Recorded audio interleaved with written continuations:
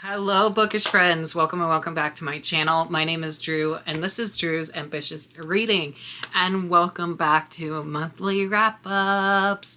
I am so excited today to be filming for you guys. You guys have no clue.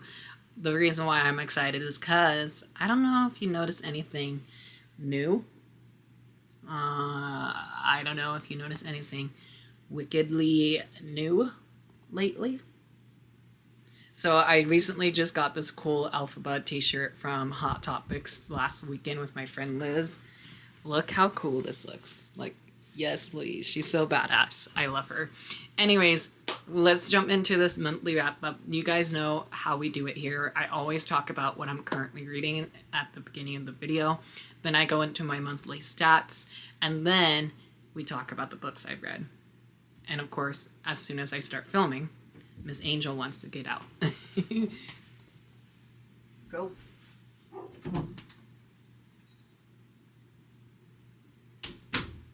Anyways, let's talk about what I'm currently reading. So the first thing that I'm currently reading is The Love Hypothesis by Ali Hazelwood. This will be my first Ali Hazelwood novel, and I'm very excited to be reading this one this month. This is on my 26 and 2026 TBR list that I have. I'll leave that video up above or down below in the description box. Definitely check that video out. So far, I've only read one book from that list, but this will be book number 2 off that list, so excited to get this off my list finally, because I've been having this on my TBR for like almost 5 years now. I bought this back in 2021 and it's now 2026. Like, what? I don't know what to expect from this, except my friend Clint said I might really love this one because it's a Kylo Ren fan fiction, so I'm looking forward to seeing how that goes. And this deals with a character named Olive, who is the only woman in this STEM program, and then she may or may not fall in love with her arch nemesis, I believe. I don't know. I feel like that's the gist of it. Everybody and their mother have read this book by now, but not me, so I figured now it's about damn time, you know? Oh, I don't know where to put you. I didn't like the sound of that. Let's take a little tea break. Look how beautiful this is. Black tea, 2 sweet and low packets. Cheers. Okay, so that's what I'm currently reading. Let's jump into my monthly stats, why don't we? My total page count for the month of... Wow, I almost said month of February. My total page count for the month of January was 4,901 pages, which, holy cow. My biggest book is... Of course, none of these are in order. My biggest book of the month was Arcana Academy by Elise Kova. And then my favorite read of the month was The Nightblood Prince by Molly X. Chan. This cliffhanger was crazy. I'm mad that I didn't realize that this was a first of a new trilogy. And there's no news about book 2 yet. Like, why do I keep doing this to myself? I did this in the month of January a lot and also in the month of December. And now doing it again in February, but I need book 2, like right now. And then my smallest book of the month was a middle grade. We finally went back to middle grade, and so my smallest book of the month was Fox and Air by Yoon Han Lee, the third and final book of this trilogy. This was on my 26 and 2026 list, and this was only 257. So definitely one of my shorter reads. Those are all my actual page count and such. Let's jump into the stats. I had 0 1-star, 0 2-star, 3 3-stars, 4 4-stars. 5 of these were 5 stars. I found so many new favorite reads for this year already, and we're only a month and a half into it. 4 of these were arcs that I had from NetGalley. 11 of these I listened to via audiobook. 0 of these were book of the month picks. 2 of these were buddy reads that I did. 2 of these, actually, I have to fix that mistake. 2 of these were book club picks. either my book club or even just other people's book club. One of these was a completed series, 0 carryovers from January going into February, 1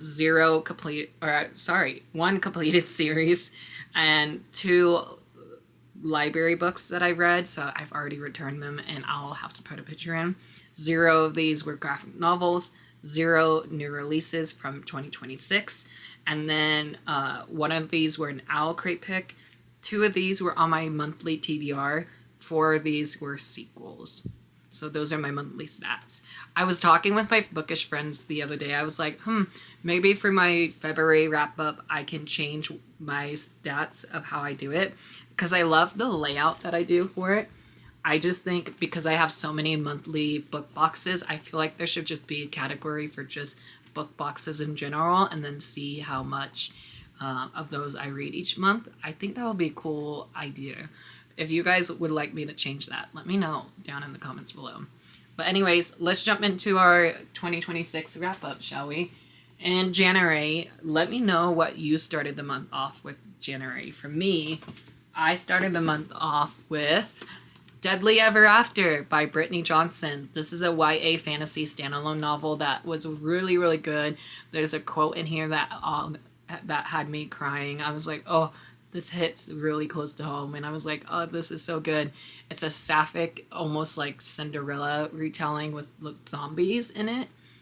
I was intrigued. Penguin Teen, thank you so much for sending this my way. I cannot wait to talk more about this throughout the year. I really enjoyed this. Although this wasn't a 5-star read, I would say this might be like an honorable mention since it was my first read of 2024. 2026. Wow, I'm all over the place in this video. I'm so sorry.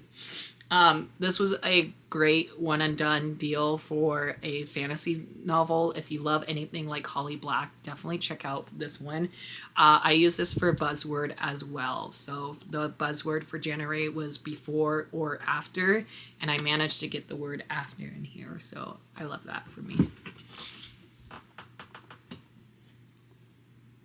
The next one I read, I actually want to talk about 2 books by the same author at the same time. Because they're part of the same series. I didn't complete the series because I think there's one more coming, but I'm not sure if that's true or not. I hope Alex knows. I'm sure she does.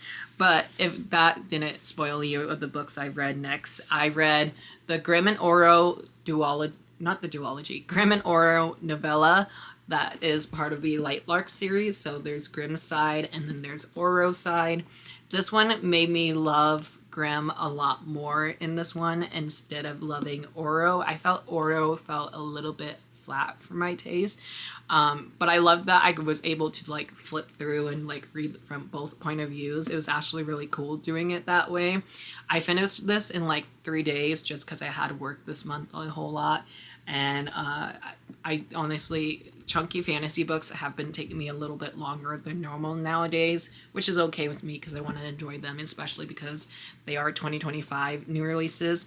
And then after finishing this one, I jumped immediately into Crown Tide by Alex Aster, the 4th installment of the Lightlark series. I love the actual like Lightlark books. This one made me love the series a little bit less. So I feel like this wasn't really necessary in my opinion, but I don't know. That's a little harsh. If you can't tell, this is a 3-star read. On the other hand, this was a 5-star read for me. I'm dying for the next one. I'm curious of what the next one is called because the author said the next one is on the last page of this book. And I'm like, I don't see any words that can like connect for me. Anyways, I'm super stoked to be continuing on with the series in 2026. Hopefully the 5th book coming out this year will be the final book because I know she has another series coming out and then she has a Barbie retelling coming out, I believe.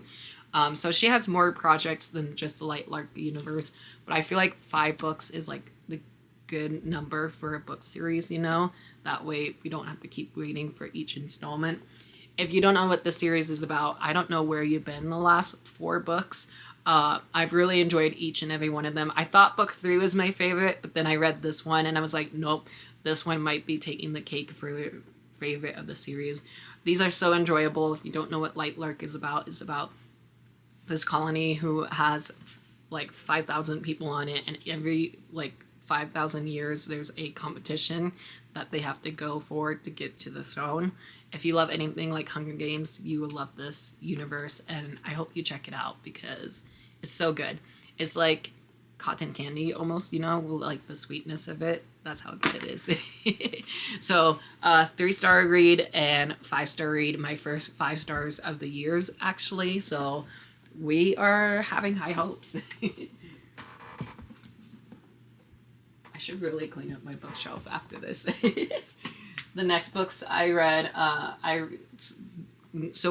participated in Summerween, which is hosted by Gabby over at Gabby Reads. Thank you so much, Gabby, for watching my videos. I know you watch them, so that's really cool. But also thank you so much, Gabby, for hosting the Summerween, or I should say the Winterween round. And this was happening like that second week of January, I believe. And I had a TBR plan out, and I think there was 5 books I wanted to read.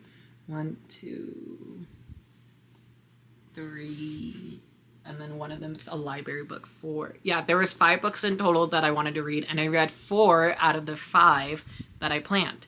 So I'll quickly go through them and show you which ones I read, and if I can remember the prompts, I'll probably put them on the screen somehow. But the next book I read was actually a library book that I don't own, and that is House of Hearts by Skylar Arnett, I believe.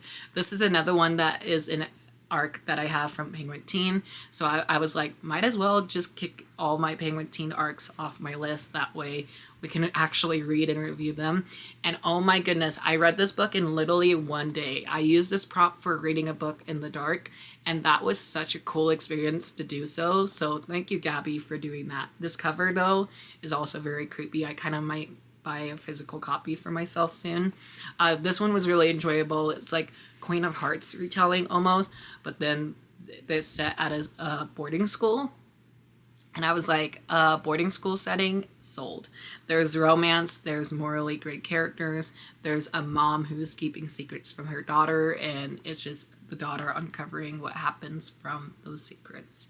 So I'm looking forward to reading more from Scarlett, and hopefully she's a new favorite author of mine, because this was really, really creepy. It actually like made me jump while I was listening to it via audiobook.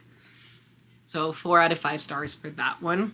The next one I read, this is another new favorite read of mine, another one where I'm dying for the sequel, and I read Blood Moon by Brittany S. Lewis. This is a first of a new trilogy, duology. Not sure how long this series will be, but nonetheless, I really enjoyed this first book. I am so mad that I have to wait till September for book 2 though. Like, what? I'm so mad. Like, it's so annoying that we have to do the waiting games for these new novels, you know? This wasn't my first book by Brittany S. Lewis, so I knew going into this one I would love it, just because I love her writing, and no joke, I love this one as well. This was a 5-star read for me. The only thing that I couldn't help, and I hate doing this with books, but I couldn't help but compare this one to Twilight a lot. This gave me major Twilight feels and almost a copycat of it, almost. There was one scene in here that I can't really say why, but there was a scene that was like literally taken from Twilight, and I was like, what the heck? That is like carbon copy of the Twilight Saga. So I'm a little bummed about that, but nonetheless, I still enjoy this. This was one of my Owlcrate books that I got last year, so I was really happy to get around to one of my book boxes picks, and hopefully I'll love the sequel a little bit more. Still mad that it's not out right now, but nonetheless, can't wait to read the sequel of this one. This one was a 5 out of 5 stars, and I'll leave my unboxing of this one up above or down below as well if you wanted to check it out. And then the next one that I read was one that I was really disappointed by, and that was Bat Eater and Other Names for Cora Zhang by Kylie Lee Baker. This is a adult debut thriller that I was expecting it to scare me some more than what it did.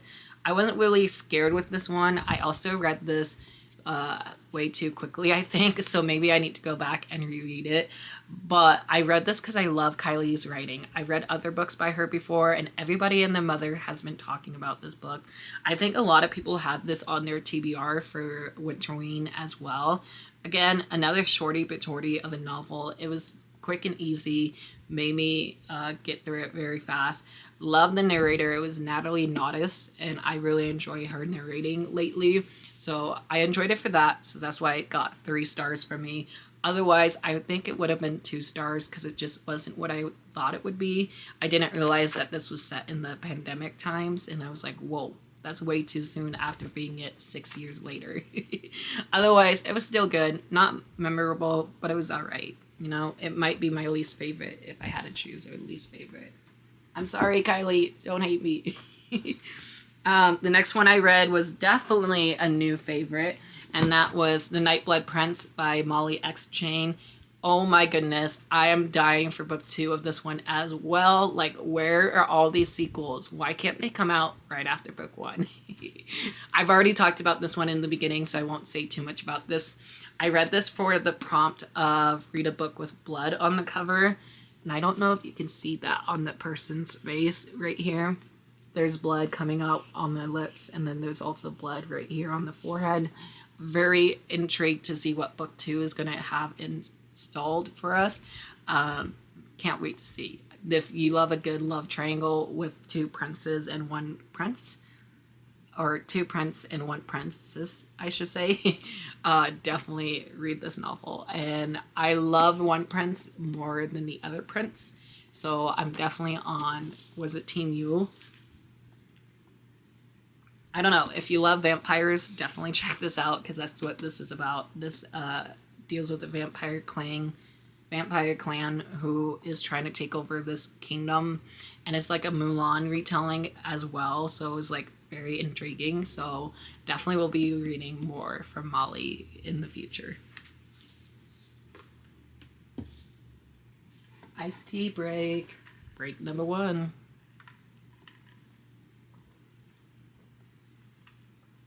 I totally just spilled on myself. Oh well. The next one I read, so those were all the books I read for Winterween that Gabby from Gabby Reads was hosting. The next book that I read was completely different from all those other books. I read a lot of like dark fantasy and like heavy fantasy and thrillers in that week. And so I was like, what should I read next and what should I read? Because I felt a little slumpy. So that's why I didn't read a whole lot like I planned to. But the next book I read, I actually read my book club pick, you guys, for Queer Reads. If you don't know, we have a book club called Queer Reads where we read queer and own diverse voices, sometimes debut authors, sometimes new to us, or authors that we already read from before. So it could be a debut, it could be backlist, it could be brand new, it could be, I don't know, it could be anything. So this year with the book club, we are doing 2 picks each month. We are doing a contemporary / romance pick, and then we're also doing a fantasy pick. I sadly didn't get to my fantasy pick in January, but I will be reading it in February. But I got to our romance pick, and our romance pick was My Roommate from Hell by Cale Diedrich, I think is the author's last name. I'm so sorry for butchering your last name. This is a new to me author that I will definitely be checking more out from, because I read this via audiobook and I flew through this in like 2 to 3 days. This is such a fun contemporary book. It made me laugh from the first page on to the last. There was a 1 bed trope in here, which I was not expecting for a YA book. I was like, oh, this is getting steamy. No pun intended. If you don't know what this one is about, this one follows a main character named Owen. I was close. I knew it was an O name. We follow a main character named Owen, who is a freshman in college, and he is living in the dorm room on this college campus. And when he walks in, he finds out that his roommate is the Prince of Hell. And so there's like protesting for it because they don't want these creatures from hell to be there. It was interesting of a read. I really love this one. This had amazing topics of like self-discovery talk in here. There was also a cute fake dating trope in here, which I loved, and of course that one bed scene, and if you know, you know. There was also a really cool scene in here that literally happened in real life, and then it happened in here. There's a scene where the friend group is playing board games in their college dorm room, and one of the games was a game that I play, and it's called Betrayal, and they were describing like what the box was and also just like the rules of the game, and I was like, what are the odds that I literally play this with my friends as well? So that was really, really cool that that happened. I was just like, whoa, that's insane. Anyways, I don't want to ramble too much, but if you can't tell, I really love this one. I can't wait to read more from Kale. And this was definitely a 5-star read, and I kind of want a sequel to this because it wrapped up where it could have a companion novel from the prince's point of view, I feel like. I feel like that would be really fun. But yeah, I can't wait to read more from this author, and I'm glad I discovered a new to me author. This is 5-star read. And then I'm going to fly through these last ones because we kind of talked about them already. Next one that I read was a new favorite read of mine. My friend Amanda from Amanda Booktopia, I believe is her channel name. She recommended me Arcana Academy by Elise Kova. I read this one in like a week, almost 3 days, it felt like, maybe more.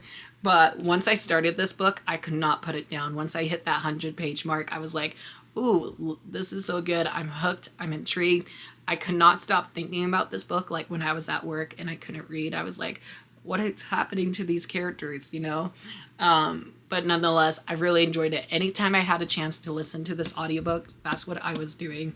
I had my headphones on, I was listening to the audiobook, and I devoured this book, and oh my goodness, I kind of regret devouring this in like that whole week that I read it in, because book 2 of this trilogy does not come out till July of this year.